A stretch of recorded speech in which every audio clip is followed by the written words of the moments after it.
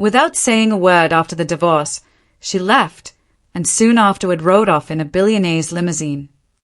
Can you imagine walking into a courtroom, facing accusations from your own stepson that you're nothing more than an uneducated gold digger? You're there, utterly alone, with the city's top lawyer trying to tear you apart.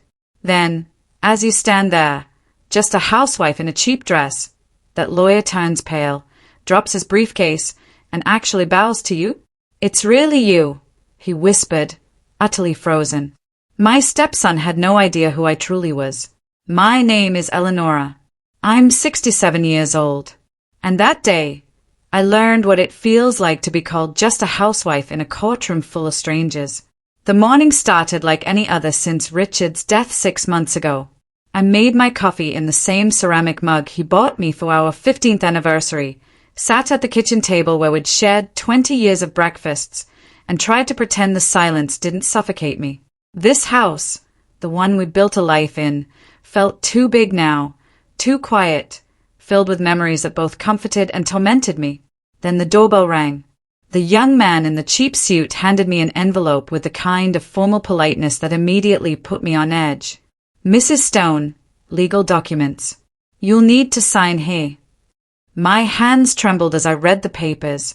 Trevor, my stepson, was contesting Richard's will. According to him, I had manipulated his father into leaving me everything. The words undue influence jumped off the page like accusations. Gold digger, opportunist, took advantage of an elderly man's diminished capacity. I sank into Richard's old leather chair, the one where he used to read his evening newspaper, and felt the world shift beneath my feet. 20 years of marriage, of caring for this family, and this was how it ended. The courthouse smelled of old wood polish and broken dreams. I walked through those marble hallways in my simple navy dress, the same one I'd worn to Richard's funeral, clutching my small purse like a lifeline. Every step echoed in the vast space, making me feel smaller and more insignificant with each sound. Trevor was already there when I arrived, sitting at a polished mahogany table that probably cost more than most people's cars. He wore a charcoal suit that screamed money, his dark hair slicked back, and that familiar smirk I'd grown to despise over the years. Next to him sat his lawyer, Jonathan Pierce, whose reputation preceded him like a warning. $300 an hour, they said. The best money could buy. I had no lawyer. I couldn't afford one. Not really. Not without dipping into the inheritance that Trevor was trying to steal from me. All rise, the bailiff announced, and Judge Hamilton entered the courtroom. He was younger than I expected, maybe 55, with graying temples and the kind of serious expression that comes from years of listening to people's worst moments. The proceedings began with Jonathan Pierce's opening statement. His voice was smooth, practiced, the kind that could make lies sound like gospel truth. Your Honor, we're here today because an innocent man's final wishes have been perverted by a calculating woman who saw opportunity in an aging widower's loneliness. I felt the blood drain from my face. Around me, the few spectators in the courtroom murmured their disapproval. Pierce continued, painting me as a predator who'd swooped in to steal from Richard's real family. Mrs. Stone, he said, my name dripping with disdain, married the deceased after a suspiciously brief courtship. She has no children of her own, no career to speak of, no independent source of income. She was, by all accounts, nothing more than a housewife entirely dependent on my client's father for financial support. Trevor leaned back in his chair, that same arrogant expression he'd worn since he was 12 years old and I'd first married his father. I remembered trying to bond with him then, making his favorite pancakes on Saturday mornings, helping with homework he didn't want help with, attending school plays where he pretended not to see me in the audience. Furthermore, Pace continued, Mrs. Stone isolated the deceased from his son, poisoning their relationship and ensuring her position as sole beneficiary of an estate worth $8.5 million. The number hung in the air like an accusation. I'd never thought of Richard's money as mine. It was just there, like the air we breathed. The foundation that allowed us to live comfortably while I took care of him, of our home, of the life we'd built together. Judge Hamilton leaned forward. And what evidence do you have of this alleged manipulation, Mr. Pierce? We have documentation showing that Mrs. Stone actively discouraged my client from visiting his father during the final years of his life. Phone records, witness statements from neighbors who observed her controlling behavior. I wanted to stand up and scream. Those discouraged visits were because Trevor only came around when he needed money.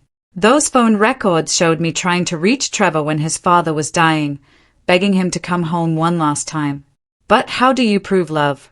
How do you demonstrate 20 years of caring for someone in a language the law understands? Pierce gestured toward me dismissively. Your Honor, we're dealing with a classic case of elder abuse. A woman with no marketable skills, no education beyond high school, who latched onto a vulnerable man and systematically turned him against his only child. That's when Trevor spoke for the first time. She is just a housewife. He laughed, the sound echoing off the courtroom walls like a slap. Your Honor, look at her. She can barely manage her own finances, let alone understand the complexity of my father's estate. She probably doesn't even know what half those assets are worth. The courtroom fell silent, except for Trevor's chuckling. Judge Hamilton's expression remained neutral, but something flickered in his eyes when he looked at me. Mrs. Stone, do you have legal representation? I stood slowly, my legs unsteady beneath me. No, Your Honor. I'm representing myself. I see. He made a note on his papers. And what is your response to these allegations? My throat felt dry as sandpaper. 20 years of morning coffee and evening wine. Of birthday dinners and anniversary celebrations. Of holding Richard's hand through 2 surgeries and countless doctor's appointments. How do you compress a life into legal terminology? Your Honor, I loved my husband. Everything I did was to take care of him, to make him happy. I never asked for his money. I never even wanted it. Trevor snorted. Right. That's why you married a man 23 years older than you. I married Richard because he was kind, I said, my voice growing stronger despite the tremor in my hands. Because he treated me with respect. Because after my first marriage ended, he showed me what real love looked like. Pierce shuffled through his papers. Your Honor, we can produce witnesses who will testify that Mrs. Stone frequently made comments about inheriting the deceased's wealth. Her own neighbor heard her discussing the will just weeks before his death. Mrs. Chen. My stomach dropped. She'd caught me crying on the front porch after Richard's diagnosis when the doctor told us he had maybe 6 months. I'd been terrified, not of losing the money, but of losing him, of being alone again. But how would that sound in a courtroom? Judge Hamilton glanced at his watch. We will adjourn for today and reconvene tomorrow morning at 9 o'clock. Mrs. Stone, I strongly advise you to consider obtaining legal counsel. As the courtroom emptied, I remained seated, watching Trevor and Pierce shake hands and laugh about something I couldn't hear. The weight of the day pressed down on me like a physical force. I'd been dismissed, diminished, reduced to nothing more than a gold-digging housewife in a cheap dress.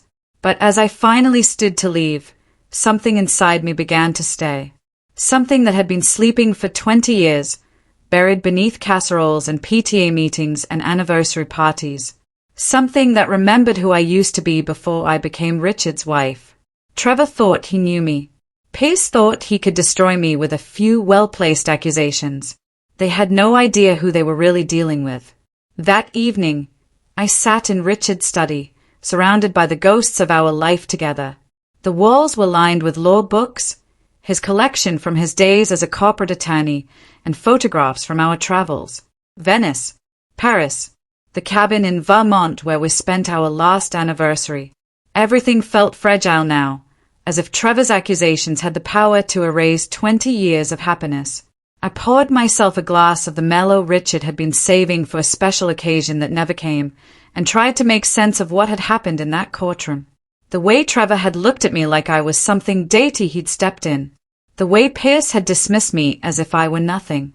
Just a housewife, I whispered to the empty room, and the words tasted bitter. But I wasn't always just a housewife, was I? My fingers traced the spines of those law books. remembering when I'd had my own collection, when I'd worn power suits instead of aprons, when people stood when I entered a room.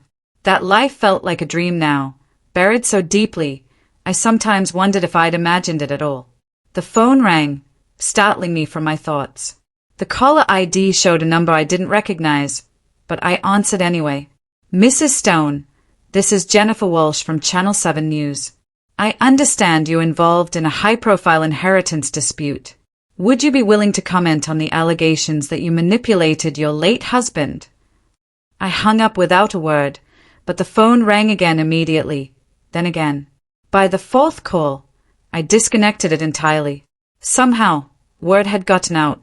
Tomorrow, I'd probably see my face on the morning news, portrayed as the wicked stepmother who'd stolen a dying man's fortune. I climbed the stairs to our bedroom, my bedroom now, and caught sight of myself in the mirror. Grey hair pulled back in a simple bun, face lined with years of laughter and worry, wearing the same style of modest dress I'd worn for the past 2 decades. I looked exactly like what Trevor had called me, just a housewife. But as I opened the jewelry box on my dresser to put away my wedding ring for the night, my fingers found something else. Hidden beneath the velvet lining was a small key I'd forgotten about. The key to Richard's desk drawer, the one he'd always kept locked. For emergencies, he'd said when he gave it to me years ago. When you need to remember who you really are.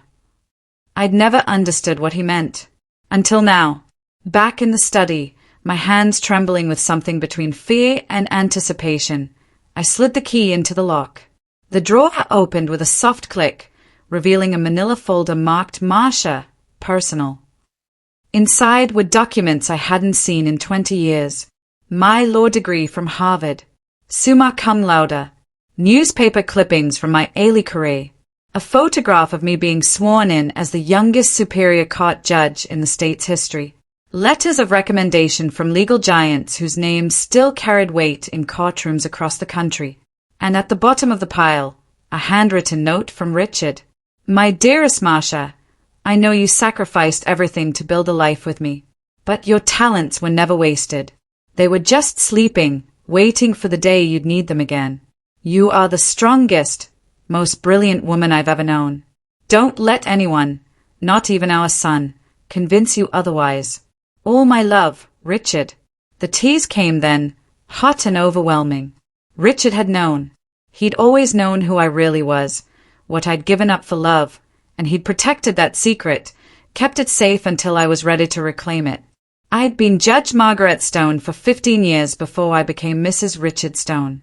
I'd presided over complex civil cases, corporate litigation, criminal trials that made headlines. I'd earned a reputation as the Iron Judge, brilliant, incorruptible, feared by lawyers who came unprepared to my courtroom. But when I met Richard at a charity gala in 2003, something shifted. He was recently widowed, struggling to raise 12-year-old Trevor alone. He didn't know who I was professionally. To him, I was just Marcia, the woman who made him laugh for the first time since his wife's death. For the first time in my career, I'd found something more important than the law. A man who loved me for who I was, not what I'd achieved. A broken family that needed healing. A chance to be someone's wife, maybe even someone's mother. So, I'd made a choice. I took early retirement, citing burnout, and quietly stepped away from the legal world that had defined me for so long. I became Mrs. Richard Stone, stepmother to a grieving boy who resented my presence but desperately needed stability. 20 years of PTA meetings and school plays and family dinners. 20 years of being the woman behind the successful man, supporting Richard's career while mine became a footnote in legal journals. I told myself it was worth it, that love was worth any sacrifice. But as I sat in that study, surrounded by the evidence of who I used to be, I realized something had been burning inside me all day. Not just anger at Trevor's accusations, but something fiercer, something that remembered what it felt like to command courtroom, to make lawyers twice my age scramble for precedents they couldn't find. I pulled out my laptop. Richard had insisted I learn to use it, though I'd mostly stuck to email and online shopping, and did something I hadn't done in 20 years. I researched case law, inheritance disputes, undue influence, burden of proof. My fingers moved across the keyboard with muscle memory I didn't know I still possessed, navigating legal databases like I'd never left. The law had changed in some ways over the past 2 decades, but the fundamentals remained the same. And Trevor's case? It was weaker than tissue paper. Pierce was relying on emotional manipulation and circumstantial evidence. He had no proof of coercion, no documentation of diminished capacity, no witnesses to any actual wrongdoing. What he had was a grieving son's resentment and a jury's potential sympathy for a young man who felt cheated out of his inheritance. But sympathy doesn't win cases. Evidence does. And I was beginning to remember exactly how to find it. I spent the rest of the night in that study, reading through Richard's papers with eyes that hadn't seen them in 20 years. Not as a wife, but as a lawyer. The will was ironclad, witnessed and notarized properly. Richard's medical records showed no signs of dementia or cognitive decline. His financial advisor had detailed notes about their discussions regarding the inheritance, including Richard's specific concerns about Trevor's spending habits and lack of responsibility. More importantly, I found Richard's private journal from his final months. Page after page of entries expressing his love for me, his gratitude for our life together, and his growing disappointment in Trevor's behavior. The last entry, dated just a week before his death, made me catch my breath. Marcia doesn't know I've seen her old courtroom photos hidden in that box in the closet. She thinks she gave up everything for me, but she has no idea how proud I am of what she accomplished.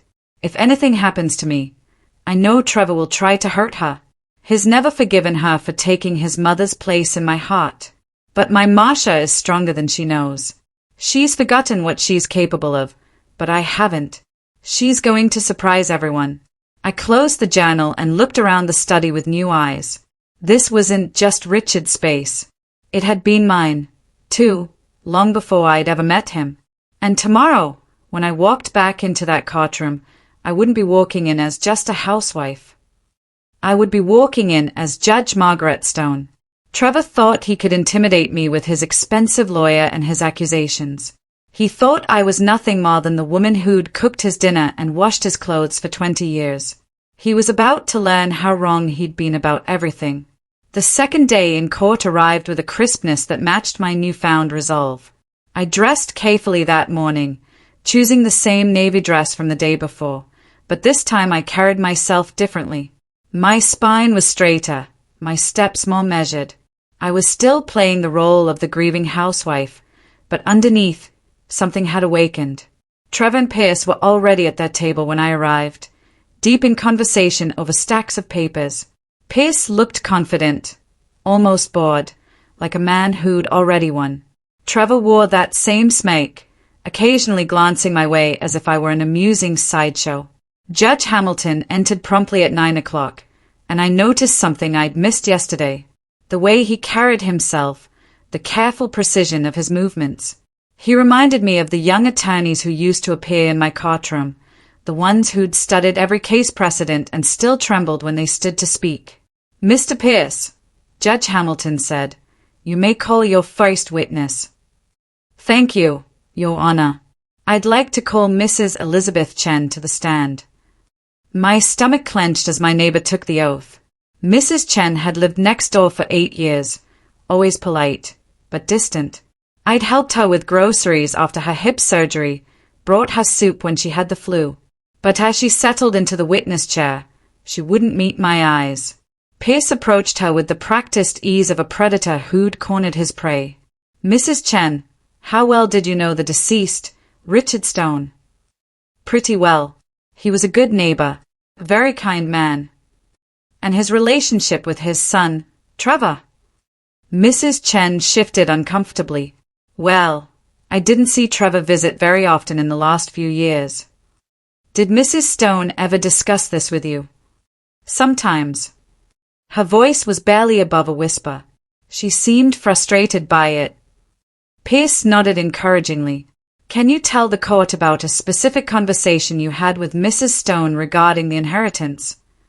My heart hammered against my ribs. I knew what was coming. It was about 2 months before Richard died.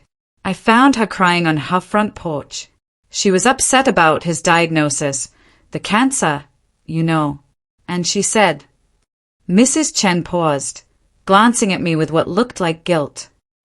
She said she was scared of what would happen to her when he was gone, that she'd given up everything for him, and Trevor would probably try to take it all away from her. The courtroom was dead silent. Pace let the words hang in the air like smoke. Did she mention the will specifically? She said Richard had promised to take care of her, but she was worried Trevor wouldn't honor that promise. Pierce smiled. No further questions. Judge Hamilton looked at me. Mrs. Stone, do you wish to cross-examine the witness? I stood slowly, my legs steadier than they'd been yesterday. Something was stirring in my chest.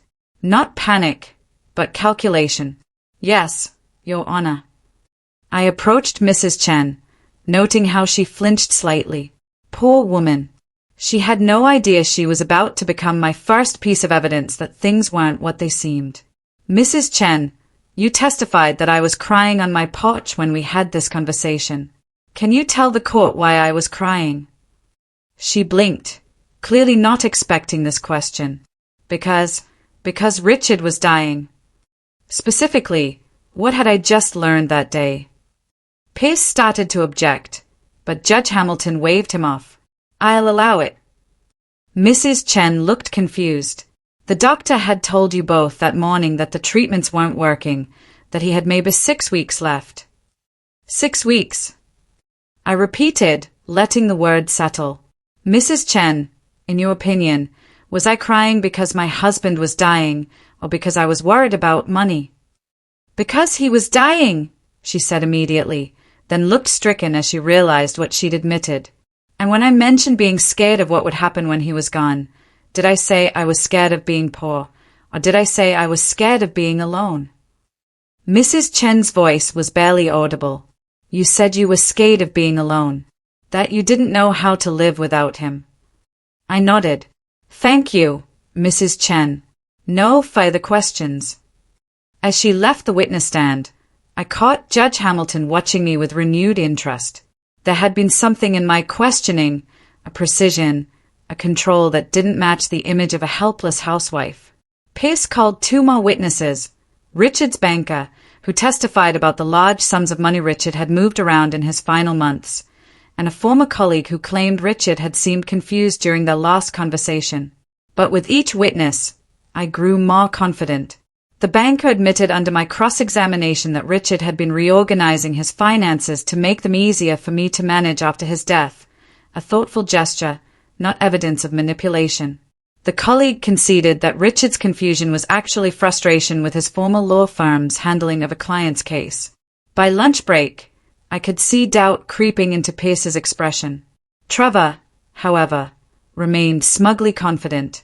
You're doing better than expected, Judge Hamilton said quietly as we prepared to recess. But I have to ask, Mrs. Stone, what's your full legal name? The question hit me like electricity. I'm sorry, Your Honor. For the court records, your full legal name. My mouth went dry. This was it. The moment I'd been both dreading and anticipating. Margaret Stone, Your Honor, but I go by Marcia. Judge Hamilton's pen froze over his notepad. His eyes snapped up to mine, and I saw the exact moment recognition dawned. Margaret Stone, he repeated slowly. As in, Judge Margaret Stone. The courtroom went deadly silent. Trevor's head whipped around to stare at me. Pace's confident expression cracked like thin ice. I was Judge Margaret Stone, I said quietly. I retired 20 years ago. Trevor shot to his feet. What? That's impossible. You're just a housewife. Yes, I finished for him. I hired you yesterday. Pace was frantically whispering to Trevor, both of them looking like they'd seen a ghost. Judge Hamilton was staring at me with something approaching awe. Your Honor, Pace said, his voice strained. This is the first we're hearing of any legal background. We request time to what? Judge Hamilton's voice was sharp. To research the woman you've been calling an uneducated gold digger? Mr. Pierce, Did you not investigate the background of the opposing party? Pierce's face had gone pale. We conducted standard background checks, Your Honor. There was no indication of any legal career. Because I took my husband's name and retired from public life, I said simply. But my bar membership is still active. I've kept up with continuing education requirements. I am, in fact, qualified to represent myself in this matter. The weight of what was happening began to settle over the courtroom. Trevor looked like he was about to be sick. Pierce was shuffling through papers as if he could find some magic solution to the disaster unfolding before him. But Judge Hamilton was looking at me with the kind of respect I hadn't seen in 20 years. Judge Stone, he said formally, I had the honor of appearing before your court several times as a young attorney. You were formidable. A small smile tugged at my lips. I tried to be fair, Your Honor.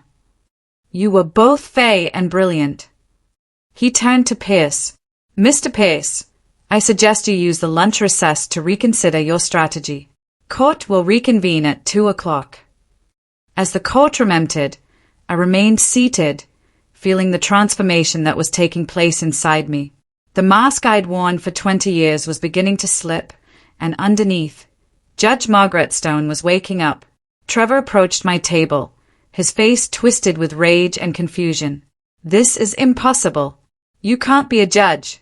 Judges don't just become housewives. I looked up at him, really looked at him for the first time in years. Not as his stepmother, not as the woman who'd tried so hard to earn his love, but as the judge who'd spent 15 years sizing up liars and manipulators. Some of us, I said quietly, choose love over power, Trevor. But that doesn't mean we forgot how to fight when we need to. His mouth opened and closed like a fish gasping for air. Behind him, Pierce was making frantic phone calls, probably trying to figure out how badly they'd just miscalculated. As I gathered my things to leave for lunch, I felt lighter than I had in months. The grief was still there. I would always miss Richard, but underneath it was something I'd thought was gone forever. The thrill of the hunt, the satisfaction of watching a weak case crumble under scrutiny. Judge Margaret Stone was back, and she was ready for war. The afternoon session felt different from the moment I walked back into that courtroom. Word had spread during the lunch break. I could see it in the way people looked at me, in the hushed conversations that stopped when I passed. The local legal community was small, and apparently the return of Judge Margaret Stone was news. Trevor sat slumped in his chair like a deflated balloon. Pierce kept glancing at me with the expression of a man who'd just realized he'd brought a knife to a gunfight. But it was Judge Hamilton's demeanor that had changed most dramatically. Where yesterday he'd looked at me with polite sympathy, now there was something approaching deference in his eyes. Before we proceed, Judge Hamilton said once court was in session, I want to address what was revealed this morning. Mrs. Stone, I need to ask, are you planning to continue representing yourself, or will you be seeking counsel? I stood, and for the first time in 20 years, I felt the full weight of my professional authority settle around my shoulders like a familiar coat. I will continue representing myself, Your Honor. I believe I am adequately qualified. A ripple of quiet laughter went through the courtroom. Judge Hamilton's lips twitched. I think that's safe to say. Mr. Pierce, do you wish to continue with your case as planned? Pierce looked like he wanted to disappear into the floor, but he nodded. Yes, Your Honor. I'd like to call Trevor Stone to the stand. This would be interesting. I'd watched Trevor lie to his father, to teachers, to girlfriends, and to himself for 20 years. But he'd never been cross-examined by someone who'd spent 15 years spotting deception from the bench. Trevor took the oath with all the swagger he could muster, but I could see the nervousness in the way he kept glancing at me. Pierce led him through his testimony carefully. The distant relationship with his father, the sudden marriage to a much younger woman, the isolation he claimed to have experienced. In your opinion, Pierce asked, did Mrs. Stone deliberately interfere with your relationship with your father? Absolutely, Trevor said, his confidence returning as he warmed to his favorite subject, himself. She was always there, always hovering, making it clear I wasn't welcome in my own father's house. Can you give the court a specific example? Trevor's eyes lit up. Last Christmas, I came to visit for 3 days, and she made sure every minute was scheduled with her activities. Shopping, dinner parties with her friends, holiday movies she wanted to watch. When I tried to have a private conversation with my dad, she'd always interrupt with something that supposedly couldn't wait. Pace nodded sympathetically. How did this make you feel? Like she was deliberately keeping me from my father. Like she was afraid of what he might say if we were alone together. It was a compelling story, delivered with just the right amount of wounded emotion. If I'd still been the grieving housewife from yesterday morning, it might have devastated me. But I wasn't how anymore. Mr. Pierce, Judge Hamilton said, your witness. I stood and approached Trevor with measured steps. He tried to maintain his confident expression, but I could see the first cracks forming. Trevor, I said, my voice carrying the authority I'd forgotten I possessed. You testified that you came to visit your father last Christmas for 3 days. Is that correct? Yes. And before that visit, when was the last time you'd seen your father? Trevor shifted in his seat. I don't remember exactly. Let me help refresh your memory. I pulled out a document from the folder I'd compiled the night before. According to your father's calendar, which he kept meticulously, your last visit before Christmas was 14 months earlier. Does that sound accurate? Maybe. We talked on the phone. How often? Another shift. Regularly. Trevor, I'm going to show you your father's phone records, which are part of his estate documents. I handed him a paper. Can you tell the court how many times you called your father in the 6 months before his death? He stared at the paper, his face flushing. These might not be complete. They are complete, Trevor. The answer is 3 times. 3 calls in 6 months, each lasting less than 10 minutes. Does that match your definition of regularly? Pierce was on his feet. Objection, Your Honor. Mrs. Stone is testifying rather than questioning. Sustained, Judge Hamilton said, but there was no disapproval in his voice. Please rephrase, Mrs. Stone. I smiled slightly. It had been 20 years, but the rhythm of courtroom combat was coming back to me like riding a bicycle. Trevor, based on these phone records, would you say you were in close, regular contact with your father? We had a complicated relationship, he said defensively. Indeed. Now, you testified that I scheduled activities to prevent you from having private conversations with your father. Do you recall what those activities were? Shopping, dinner, parties, movies. Specifically, Trevor, what shopping? He looked confused. I don't remember.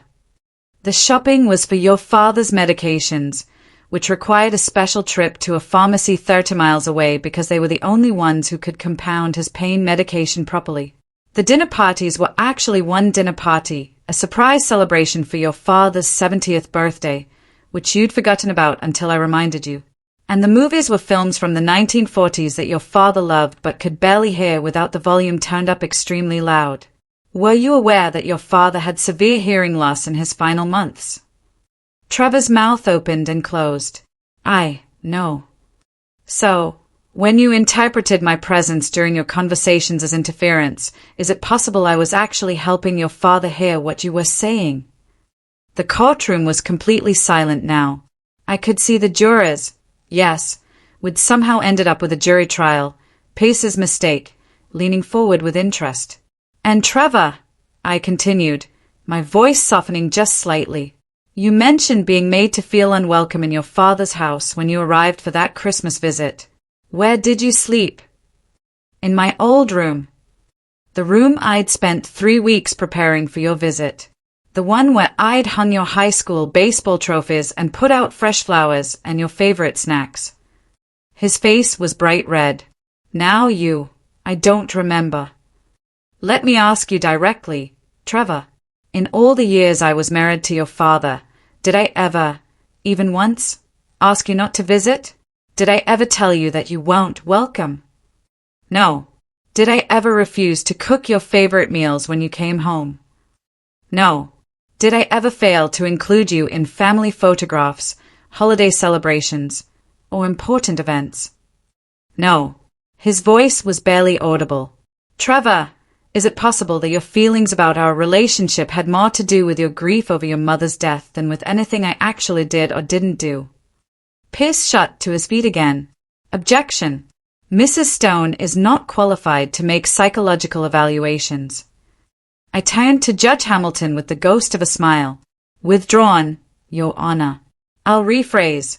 Trevor, when you were 12 years old and I first married your father, what did you call me? Trevor looked like he wanted to disappear. I don't remember. You called me the replacement, I said quietly. And later, when your father asked you to try to be kinder to me, you said, and I quote, "She'll never be my real mom, so why should I pretend to like her?" And the silence in the courtroom was deafening. I could see tears in several jurors' eyes. Trevor, I'm not trying to humiliate you, but I need this court to understand that I spent 20 years trying to earn your love, not trying to steal your father's. I never asked him to choose between us. I simply asked him to let me love you both. Trevor was crying now. Ugly, gasping sobs that shook his whole body. You don't understand, he choked out. He loved you more than he ever loved me. More than he loved my mother. I could see it every time he looked at you. And there it was. The truth that had been festering for 20 years. Trevor, I said gently, love isn't a finite resource. Your father's love for me didn't diminish his love for you. It just made our family bigger. Judge Hamilton was watching this exchange with something approaching wonder. Pierce looked like he wanted to crawl under his table and disappear. But Trevor, you're not here because you miss your father or because you feel unloved. You're here because you want his money. So, let me ask you one final question. In the week before your father died, when I called you 6 times begging you to come say goodbye, why didn't you come? Trevor's sobs intensified. I was busy. I had work. You were in Las Vegas, Trevor, with your girlfriend, gambling with money your father had given you the month before for your rent. Pierce was frantically shuffling papers, probably looking for some way to object. But what could he say? These were facts, documented and verifiable. While your father was dying, asking for you every day, wondering why his son wouldn't come home, you were at poker tables, losing the last money he would ever give you. I let that settle for a moment, watching the jury absorb the full weight of what they were hearing. So when you stand before this court and claim that I manipulated your father, that I stole your inheritance, that I turned him against you, I want you to remember that you did all of that yourself. I just loved him enough to hold his hand while he waited for a son who never came home. Trevor collapsed completely, his whole body shaking with the force of his grief and shame. Judge Hamilton called for a brief recess, but the damage was done. As the courtroom emptied, Pierce approached my table with the look of a man facing his own execution. Judge Stone, he said quietly, I think we may need to discuss a settlement. I looked up at him with the cold precision that had once made seasoned attorneys break into novice sweats. Mr. Pierce, 24 hours ago, you called me an uneducated housewife who manipulated a dying man. You questioned my intelligence, my integrity, and my right to be loved. Now you want to settle. He swallowed hard. Perhaps we were overzealous in our initial approach. Perhaps, I agreed. But I'm not interested in settling anymore. I'm interested in justice, and I'm very, very good at getting it. As Pierce walked away, I felt the last vestiges of the grieving housewife fall away completely. Judge Margaret Stone had returned, and she was ready for war. The next morning brought an unseasonable chill to the courthouse steps, but I felt warmer than I had in months. Word of yesterday's revelation had spread through the legal community overnight. As I walked through the marble hallways, I caught whispered conversations that stopped when I passed, respectful nods from attorneys I didn't recognize, and something I hadn't experienced in 20 years, the electric atmosphere that surrounds a courtroom legend. Trevor looked haggard when I entered the courtroom, his expensive suit wrinkled, dark circles under his eyes suggesting he'd spent the night wrestling with demons he'd kept buried for 2 decades. Pierce sat beside him like a man attending his own funeral, frantically scribbling notes on a yellow legal pad that seemed to offer no salvation. Judge Hamilton entered with the bearing of someone who knew he was about to witness legal history. "Ladies and gentlemen," he said, "before we continue, I want to address the elephant in the room. Yesterday, we learned that Mrs. Stone is actually retired Superior Court Judge Margaret Stone, known throughout the legal community for her brilliant jurisprudence and uncompromising integrity. Mr. Pierce, do you wish to make any motions before we proceed?" Pierce stood slowly, his earlier arrogance replaced by something resembling humility. "Your Honor, we move to dismiss all charges of manipulation and undue influence. We acknowledge that we may have been overzealous in our initial assessment of Mrs. Stone's character and capabilities." I felt a cold smile tugging at my lips. 24 hours ago, this would have been victory enough. But something had changed during the long night I'd spent preparing for this moment. This wasn't just about the inheritance anymore. It was about justice for every woman who'd ever been dismissed, diminished, or called just a housewife. I stood before Pierce could sit down. "Your Honor, I object to the dismissal." Judge Hamilton raised an eyebrow. "Mrs. Stone, the plaintiff is attempting to withdraw their case in your favor. You're objecting to winning." "I'm objecting to settling for less than the full truth, Your Honor. Mr. Pierce and his client have made serious allegations about my character, my competence, and my fitness to inherit my late husband's estate. I believe this court and the public record deserves to hear all the evidence before we conclude these proceedings." I could see understanding dawning in Judge Hamilton's eyes. He'd been a young attorney when I was on the bench, and he remembered my reputation for thorough, uncompromising justice. "Very well," he said. "Mrs. Stone, you may present your case." I had spent the entire night preparing for this moment, and I was ready. "Your Honor, I call Richard Stone to testify." A murmur rippled through the courtroom. Pierce shot to his feet. "Objection. The witness is deceased." "Not Richard Stone himself, Mr. Pierce."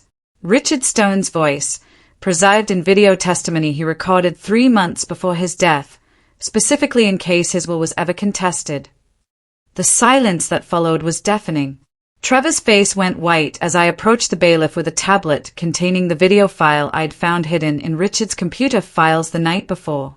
"Your Honor," I said, "my husband was a meticulous man who understood human nature better than most. He knew that his son might challenge this will, and he wanted his own voice to speak from beyond the grave." The courtroom's attention focused on the large screen as Richard's face appeared, gaunt from his illness, but his eyes still sharp with intelligence and determination. "My name is Richard Stone," his recorded voice began, "and I am of sound mind and body as I record this on March 15th, 2024. I am creating this testimony because I fear that after my death, my son Trevor will attempt to contest my will and vilify my beloved wife Marcia in the process." Trevor slumped in his chair as his father's voice filled the courtroom with an authority that death couldn't diminish. "Let me be clear about several things. First, I was never manipulated, coerced, or unduly influenced by Marcia. Every decision I made regarding my estate was mine alone, made with full knowledge of my son's character and behavior patterns that I observed over 35 years of his life." Richard's image leaned forward slightly, his gaze seeming to look directly at Trevor through the screen. "Trevor, if you're watching this, I want you to know that I loved you. I always loved you. But love doesn't blind a parent to their child's failings. You are irresponsible with money. I've bailed you out of debt 17 times in the past 10 years. You are unable to maintain steady employment despite every advantage I've given you. And most painfully, you have shown nothing but contempt for the woman who tried to love you like her own son." I watched Trevor's face crumble as 20 years of denial crashed down around him. "Marcia sacrificed more for our family than you'll ever understand," Richard continued. "She was Judge Margaret Stone, one of the most respected jurists in this state's history. She gave up a career that most lawyers only dream of because she loved me and wanted to build a life with us. She cooked your meals, attended your games, helped with your homework, and endured your cruelty with patience I didn't deserve. The courtroom was completely silent, except for the soft sound of Trevor's weeping. I am leaving my estate to Marcia, not because she manipulated me, but because she earned it through 20 years of unwavering devotion. She nursed me through 2 surgeries, held my hand through chemotherapy, and never once complained about the burden I became in my final months. She deserves every penny, and she deserves to live her remaining years in the comfort and security that her sacrifices have earned. Richard's voice softened slightly. Trevor, I pray that someday you'll understand that your anger toward Marcia was never really about her. It was about losing your mother and being afraid to let anyone else love you. But that's not Marcia's fault, and it's not her responsibility to pay for your inability to heal. The video ended, leaving the courtroom in stunned silence.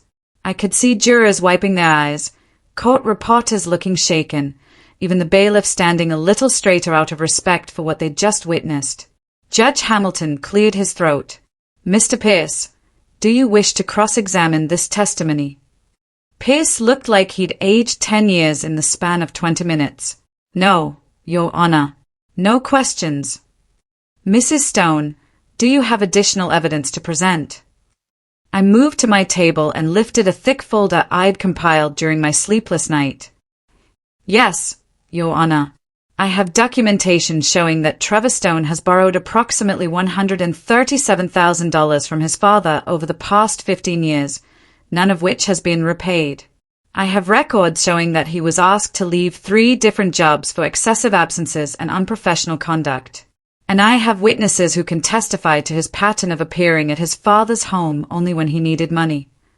I paused, letting the weight of evidence settle over the courtroom like dust after an explosion. But more importantly, Your Honor, I have this. I held up Richard's private journal, the one I'd found in his locked drawer. My husband's personal thoughts and feelings about his relationship with his son, recorded over the final year of his life. Thoughts that show not manipulation, but heartbreak. Not undue influence, but a father's desperate hope that his son would someday grow into the man he'd raised him to be. Trevor was openly sobbing now, his shoulders shaking with the force of 20 years worth of suppressed grief and guilt. Your Honor, I said, my voice carrying the authority of both my legal training and my personal pain. This case was never about money. It was about a young man who couldn't accept that his father loved his stepmother, not instead of him, but alongside him. It was about grief turned to greed, and entitlement masquerading as injustice. I turned to face Trevor directly. I tried to love you for 20 years, Trevor. I failed, but not for lack of trying. Your father left me his estate because he knew I would honor his memory and protect what he built. You're challenging that not because you were wronged, but because you feel wronged, and there's a difference. Judge Hamilton leaned forward. Mrs. Stone, what are you asking this court to do? I took a deep breath, feeling the full weight of my professional authority settling around me like armor. I'm asking this court to uphold Richard Stone's will in its entirety. I'm asking for a judgment that removes any cloud from my inheritance. And I'm asking that Trevor Stone be ordered to repay the $137,000 in loans he borrowed from his father's estate over the years, with appropriate interest. The gasp that went up from the courtroom was audible. Pierce shot to his feet. Your Honor, that's not part of this case. It is now, I said calmly. Trevor opened this door when he claimed I was financially exploiting his father. I'm simply asking for an accounting of all financial exploitation that occurred in this family. Judge Hamilton looked at Trevor with something approaching pity. Mr. Stone, how do you respond to these allegations? Trevor could barely speak through his tears. I don't have that kind of money. I can't pay it back. Then perhaps, I said quietly, you shouldn't have borrowed it in the first place. The silence that followed felt like the end of the world. And in many ways, it was the end of Trevor's world of entitlement and denial. The end of his fantasy that he was the wronged party in this family's story. Judge Hamilton spent several minutes reviewing his notes before he spoke. When he finally looked up, his expression was grave. Ladies and gentlemen of the jury, you've heard extraordinary testimony today, but based on the evidence presented, I'm prepared to issue a directed verdict in this matter. He turned to Trevor and Pierce with the kind of stern authority that had once made me proud to be part of the legal profession. The allegations of undue influence and manipulation are not only unfounded, they are insulting to the memory of Richard Stone and deeply harmful to his widow's reputation.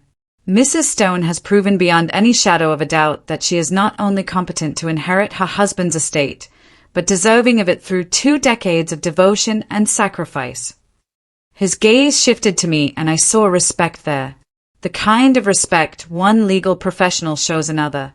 Furthermore, the evidence of financial irresponsibility and emotional manipulation on the part of Trevor Stone is overwhelming.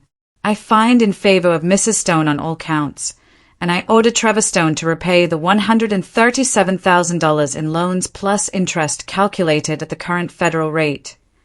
Trevor's world was ending, but mine was just beginning again. Judge Margaret Stone was back, and justice had been served. 6 months after the trial, I stood in my new law office, looking out at the city skyline through floor-to-ceiling windows. The brass nameplate on my door read, Margaret Stone, Attorney at Law. It felt right in a way nothing had felt right in 20 years. The inheritance case had made headlines throughout the legal community, not just for the dramatic courtroom revelation, but for what happened afterward. Within weeks of the verdict, I'd received dozens of calls from women in similar situations. Widows whose stepchildren were contesting wills, wives whose families dismissed them as just housewives, women who'd sacrificed careers for love and found themselves fighting for respect in their later years. I'd started taking cases again, slowly at first. Pro bono work for women who couldn't afford the kind of high-powered attorneys their opponents could hire. Word spread quickly through the community that Judge Margaret Stone was back and she was fighting for the underestimated and overlooked. My secretary knocked gently on the door. Mrs. Stone, your 3 o'clock appointment is here. Send her in, please. The woman who entered was in her early 60s, well-dressed but nervous, clutching her purse like a shield. I recognized the look immediately. It was the same expression I'd worn walking into that courtroom 6 months ago. Mrs. Morrison, please have a seat. She settled into the chair across from my desk, her hands trembling slightly. I'm not sure you can help me, Mrs. Stone. My situation is complicated. I leaned back in my chair, studying her face. Mrs. Morrison, I've learned that the most complicated situations often have the simplest solutions. Tell me what's happening. My husband died 3 months ago. We were married for 18 years. His second marriage, my first. His children from his first marriage are claiming I brainwashed him into changing his will. They are saying I'm just a gold digger who married an older man for his money. The familiar story settled over me like an old song I'd heard too many times. And what's the truth? She looked up at me with eyes full of pain. The truth is that I gave up my nursing career when his first wife died and he needed help raising his teenage daughters. I spent 15 years trying to be a mother to girls who hated me for not being their biological mother. I nursed him through diabetes, through heart surgery, through depression after his business failed. And now they want to paint me as some kind of predator. I nodded, making notes on a yellow legal pad. Do you have documentation of your contributions to the household? Financial records, medical records, anything that shows your involvement in his care? I kept everything. Receipts, medical appointments, bank statements showing my nursing salary going toward household expenses. I even have letters he wrote to me about how grateful he was for my sacrifices. I smiled, feeling the familiar thrill of a winnable case. Mrs. Morrison, I think we're going to get along very well. As she left an hour later, armed with a legal strategy and renewed confidence, I reflected on how much my life had changed. The grief over Richard's death was still there. It probably always would be. but it no longer defined me. I'd found purpose again, a reason to get up each morning that went beyond just surviving. My phone buzzed with a text message. The caller ID made my stomach tighten. Trevor, can we talk? I've been thinking about what you said in court. I stared at the message for a long time before responding. Coffee tomorrow at 10 o'clock. Brews on 5th Street. The next morning, I arrived at the coffee shop early and chose a table near the window where I could watch for Trevor's approach. When he finally appeared, I was struck by how different he looked. Gone was the arrogant swagger, the expensive suit, the smirk that had infuriated me for 20 years. He looked older, humbled, like a man who'd been forced to confront some uncomfortable truths about himself. He spotted me and approached hesitantly, as if unsure of his welcome. Marcia, thank you for agreeing to see me. I gestured to the chair across from me. Sit down, Trevor. He ordered coffee and we sat in uncomfortable silence until it arrived. Finally, he cleared his throat. I owe you an apology. More than an apology. I owe you. I don't know what I owe you. I studied his face, looking for signs of manipulation or ulterior motive. What I saw instead was genuine remorse and something I'd never seen from him before. Humility. You don't owe me anything, Trevor. Your father already paid all the debts that mattered. He winced. That video he made, watching it, hearing him talk about me like that, it was like seeing myself through someone else's eyes for the first time. And what did you see? He stared into his coffee cup. A spoiled, entitled brat who threw away 20 years of trying to earn love I never deserved in the first place. I felt something shift in my chest. Not forgiveness exactly, but something softer than the anger I'd carried for so long. Trevor, you were 12 years old when I married your father. 12-year-olds don't know how to process grief or how to make room for new people in their hearts. But I never tried, he said, his voice breaking. Not once in 20 years did I ever really try. And the worst part is I can see now that you never stopped trying with me. We sat in silence for several minutes. Outside the window, life in the city continued its normal rhythm. People hurrying to work, couples holding hands, the endless dance of human connection and disconnection. What happens now? He asked finally. I took a sip of my coffee, considering the question. Now you figure out who you want to be going forward. The trust fund your father established will give you $24,000 a year for life. It's not enough to live extravagantly, but it's enough to supplement a reasonable income while you find your way. He nodded. I got a job. Nothing fancy. Bookkeeping for a small accounting firm, but it's honest work and they don't know about the trust fund or the lawsuit or any of it. I'm just Trevor Stone, the guy who shows up on time and does his job. Something in his tone told me this was significant progress. How does that feel? Terrifying and liberating. I've never had to be responsible for myself before. Dad was always there to bail me out, and I knew it. Even when I was angry at him, I knew he'd never really let me fail completely. I found myself genuinely curious about this version of Trevor, the one who wasn't performing arrogance or entitlement. And now I have to succeed or fail on my own merits. It's the first time in my life I've ever really tried to earn something instead of just expecting it to be given to me. We talked for another hour, carefully navigating 20 years of hate and misunderstanding. It wasn't forgiveness. That would take time if it came at all, but it was a beginning, a recognition that we were both different people than we'd been in that courtroom 6 months ago. As we prepared to leave, Trevor hesitated. Marcia, there's something else. I've been going to therapy, trying to understand why I was so angry for so long. And I realized something. I waited. I wasn't angry at you for taking Dad's love away from me. I was angry at you for showing me what real love looked like and realizing I'd never learned how to give it. The words hit me like a physical blow. After 20 years of believing Trevor hated me, the truth was somehow more devastating. He'd been afraid of me.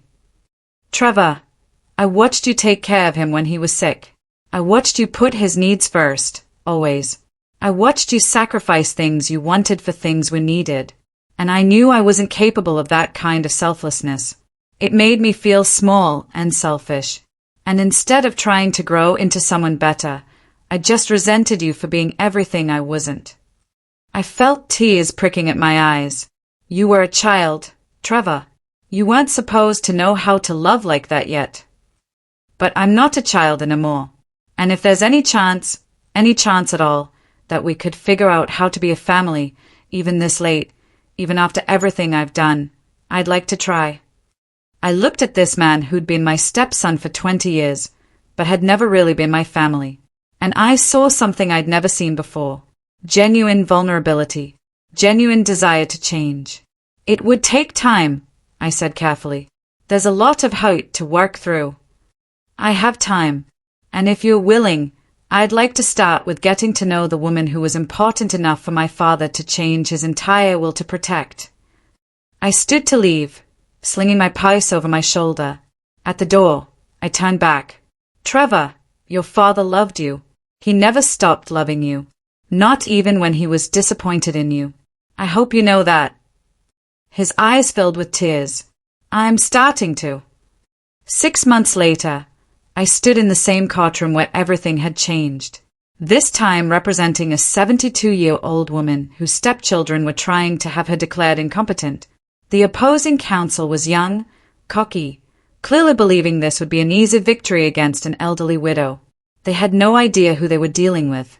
As I rose to deliver my opening statement, I felt the full weight of my authority, my experience, and my purpose settle around me like armor. I was Judge Margaret Stone, attorney at law, protector of the underestimated and defender of the dismissed. And I was exactly where I belonged. Your Honor, ladies and gentlemen of the jury, I began, my voice carrying the confidence of a woman who'd found her way back to herself. This case is about more than an inheritance. It's about a society that assumes a woman's worth diminishes with age, that believes a widow's grief makes her an easy target for exploitation. I paused, letting my eyes sweep across the courtroom. Today, we're going to prove them wrong. Behind me in the gallery sat Mrs. Morrison, whose case I'd won 3 months earlier.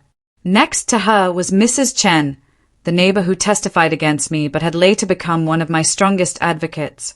And in the back row, wearing a simple suit and looking nervous but proud, sat Trevor, my family. Not the one I'd been born into or married into, but the one I'd built through battle, through loss, through the decision to stop hiding who I really was. The phoenix had risen from the ashes, and she was ready to fight. What would you do if you were in my place? Have you ever been through something similar? Tell me what you think. I really want to know.